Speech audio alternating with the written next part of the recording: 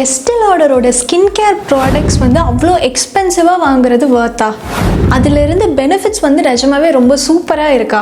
Estee Lauderோட products வந்து கண்டிப்பாக mandatory அடிஷனாக skin கேரில் இருக்கணுமா?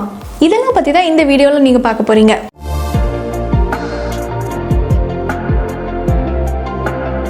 ஹாய், என்னோட பேர் நிவேதிகா. நான் இந்த சேனலில் makeup, skin care and fashion related கண்டென்ட்ஸ்லாம் போஸ்ட் பண்ணுவேன். ஸோ இன்கேஸ் என்னோட வீடியோஸ் உங்களுக்கு பிடிச்சிருக்கு அப்படின்னா கண்டிப்பாக தம்ஸ் அப் கொடுத்து சப்ஸ்கிரைப் பண்ணிக்கோங்க. அது எனக்கு ரொம்பவே ஹெல்ப்ஃபுல்லாக இருக்கும். வீடியோ ஸ்டார்ட் பண்ணுறதுக்கு முன்னாடி நான் சொல்ல போகிற ஒரு பாயிண்ட் வந்து நீங்கள் எப்போவுமே மனசில் வச்சுக்கோங்க.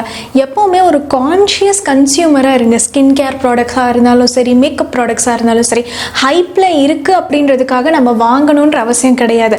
அது என்ன பெனிஃபிட்ஸ் கொடுக்குது, அது யார் யாருக்கானது, அது நமக்கு வந்து நிஜமாவே வேணுமா அப்படின்னு தெரிஞ்சதுக்கு அப்புறமேட்டு நீங்கள் வந்து வாங்குங்க. Estee Lauder பிராண்ட் வந்து ரொம்ப வருஷமாகவே ஸ்கின் கேர் மார்க்கெட்டில் வந்து இருக்காங்க. அதில் ரொம்ப ஹைப்பில் இருக்க ப்ராடக்ட் என்ன அப்படின்னு பார்த்தீங்கன்னா Estee Lauderோட அட்வான்ஸ்ட் நைட் ரிப்பேர் சீரம். இந்த சீரம் பற்றி ஒரு குட்டி ஃப்ளாஷ்பேக் மாதிரி நான் சொல்லணும்னு நினைக்கிறேன். ஸோ 2020க்கு முன்னாடி இருந்த Estee Lauderம் 2020க்கு அப்புறம் இருக்க Estee Lauderக்கும் நிறைய டிஃப்ரென்ஸ் இருக்குது. அதை பற்றி நீங்கள் கொஞ்சம் ஒரு லைட்டாக தெரிஞ்சுக்கணும் அப்படின்றதுக்காக தான் நான் இதை சொல்ல போகிறேன்.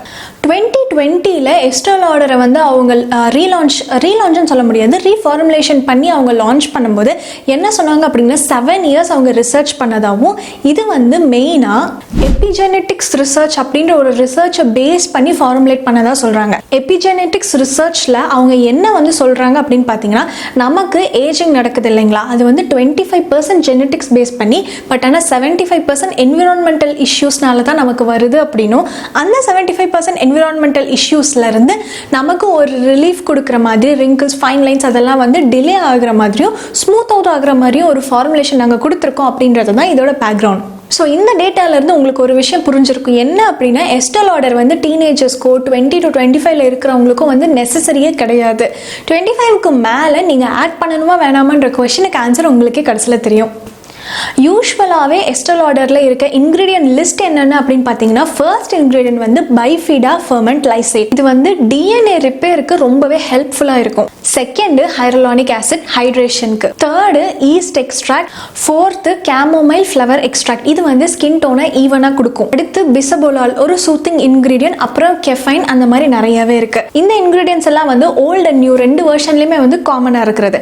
இப்போ நியூ வெர்ஷனில் ஆடடாக என்னென்ன ஆட் பண்ணியிருக்காங்க அப்படின்னு பார்த்தீங்கன்னா, டிஜிடாட்டா சீட் எக்ஸ்ட்ராக்ட். இது வந்து செல் ரெனியூவலை பூஸ்ட் பண்ணுறது மட்டும் இல்லாமல் கொலாஜன் ப்ரொடக்ஷனை நல்லாவே இன்க்ரீஸ் பண்ணி கொடுக்கும்.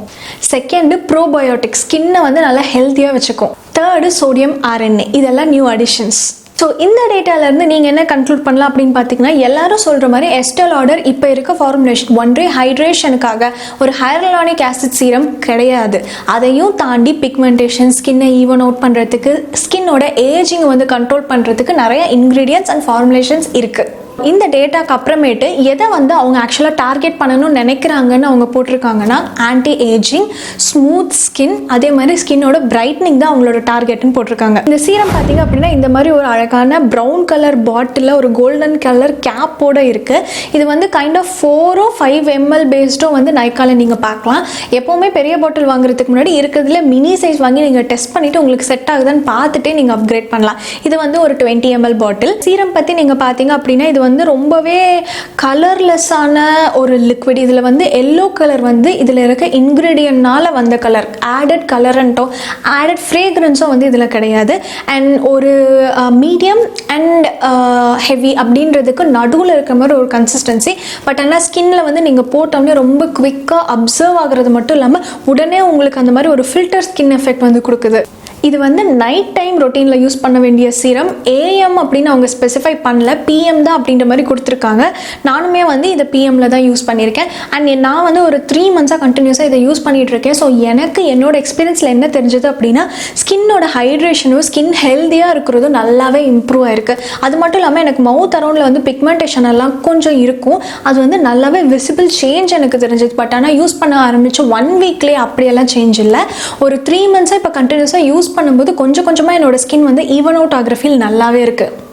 அண்ட் இன்னொரு பாயிண்ட்டும் நான் ஆட் பண்ண நினைக்கிறேன். இந்த சீரமோட நான் வேறு எதையுமே யூஸ் பண்ணல. நைட் டைம் ஸ்கின் கேர் ரொட்டீனில் ஃபேஸ் வாஷ் பண்ணதுக்கப்புறமேட்டு இந்த ANR சீரம், அதுக்கப்புறமேட்டு இந்த ANRோட நைட் ரிப்பேர் ஐ க்ரீம், அதுக்கப்புறமேட்டு இதோட லிப் சீரம், அதுக்கப்புறமேட்டு ஸ்னெயில் மியூசின் வந்து மாய்ஸ்சரைசர், இதுதான் நான் யூஸ் பண்ணது. ஸோ இந்த சீரம் வந்து ரெக்கமெண்டட் அப்படின்னு கேட்டிங்கன்னா என்னோட சைட்லேருந்து கண்டிப்பாக ரெக்கமெண்டட் தான். பிகாஸ் ரொம்பவே நல்லா இருக்குது.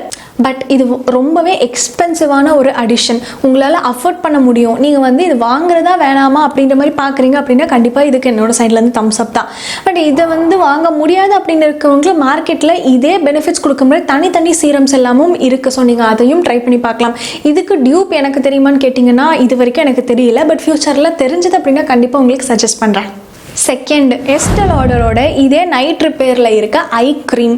இது வந்து ஒரு திக்கான க்ரீம் கன்சிஸ்டன்சியில் டிரான்ஸ்பரண்ட்டான ஒரு க்ரீம் மாதிரி தான் இருக்குது. இதோட இன்க்ரீடியன்ட் லிஸ்ட் சொல்லணும்னு பார்த்தீங்க அப்படின்னா எக்ஸாக்டாக இந்த எஸ்டே லாடரோட சீரமில் என்ன இன்க்ரீடியன்ஸ் இருக்கோ அதே தான் இதுலேயும் இருக்குது. பட் ஆனால் இது வந்து ஒரு மாய்ஸ்சரைசர் கன்சிஸ்டன்சியில் இருக்குது, இது வந்து ஒரு சீரம் கன்சிஸ்டன்சியில் இருக்குது. ஸோ நான் என்ன சொல்வேன் அப்படின்னு பார்த்தீங்கன்னா நீங்கள் இந்த சீரம் வாங்குற மாதிரி இருக்குது அப்படின்னா ஐ க்ரீம் எல்லாம் தயவு செஞ்சு வாங்காதீங்க. பிகாஸ் ரெண்டுமே சேம் எஃபெக்ட் தான். உங்களுக்கு இன்னும் மாய்ஸ்சரைசராக திக்கான கன்சிஸ்டன்சியில் வேணும்னு நினைக்கிறீங்கன்னா இந்த சீரம் செகண்ட் லேயர் ஐக்கு சுற்றி வேணால் நீங்கள் கொடுத்துக்கலாம். அண்ட் என்னோட எக்ஸ்பீரியன்ஸ் இந்த ஐ க்ரீமோட கொஞ்சம் டிஃப்ரெண்ட்டாக இருந்ததுன்னு சொல்லலாம். ஃபர்ஸ்ட் டே நான் என்ன பண்ணிட்டேன், சீரம் வந்து ஃபேஸ் ஃபுல்லாக அப்ளை பண்ணதுக்கப்புறமேட்டு ஈவன் அரௌண்ட் ஐ ஏரியா கொடுத்ததுக்கப்புறம் இது செகண்ட் லேயர் கொடுக்குறேன். அப்படியே கண்ணு வந்து ரொம்ப எரிய ஆரம்பிச்சிருச்சு. எனக்கு என்னன்னே தெரியல. சரி இது செட் ஆகல போல், நமக்கு இதை யூஸ் பண்ண வேணாம் அப்படின்னு நினச்சி விட்டுட்டேன். பட் ஒரு 2 to 3 days கழிச்சு எஸ்டே லாடர் யூஸ் பண்ணும்போது கண்ணில் வந்து நம்ம யூஸ் பண்ணாமல் இதை மட்டும் யூஸ் பண்ணலாம். பிகாஸ் ஏதாவது இன்க்ரீடியன்ட் கிளாஷ் ஆகுதோ அப்படின்ற மாதிரி நினச்சி நான் பண்ணேன். அந்த டைமில் வந்து எனக்கு எந்த ஒரு இரிட்டேஷனும் இல்லை. அதே மாதிரி கண்ணுக்குள்ளே போகாமல் கண்டிப்பாக பார்த்துக்கோங்க. அதுக்கப்புறம் நான் கொஞ்சம் கொஞ்சமாக நிறைய ரிசர்ச் பண்ணும்போது தான் தெரிய வந்தது இந்த சீரமுக்கும் இந்த ஐ க்ரீமுக்கும் பெரிய டிஃப்ரென்ஸ் ஒன்றுமே கிடையாது.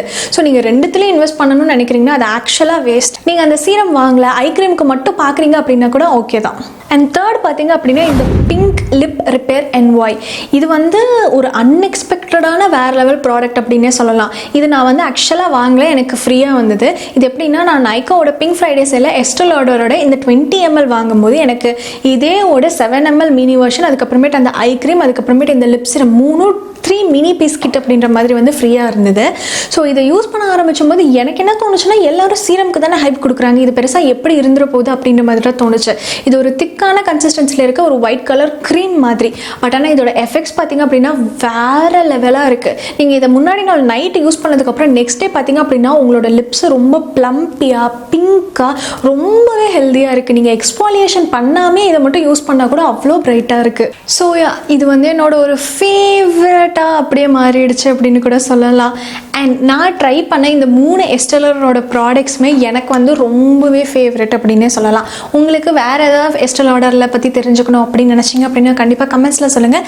உங்களுக்கு வேறு ஏதாவது ப்ராடக்ட்ஸ் ஃபேவரட்டாக இருந்தாலும் கமெண்ட்டில் என்னோட ஷேர் பண்ணிக்கோங்க. இன்கேஸ் என்னோட வீடியோஸ் உங்களுக்கு பிடிச்சிருக்கு அப்படின்னா சப்ஸ்கிரைப் பண்ணிக்கோங்க, அது எனக்கு ரொம்பவே ஹெல்ப்ஃபுல்லாக இருக்கும். இதே மாதிரி இன்னொரு வீடியோவில் உங்களை சந்திக்கிறேன்.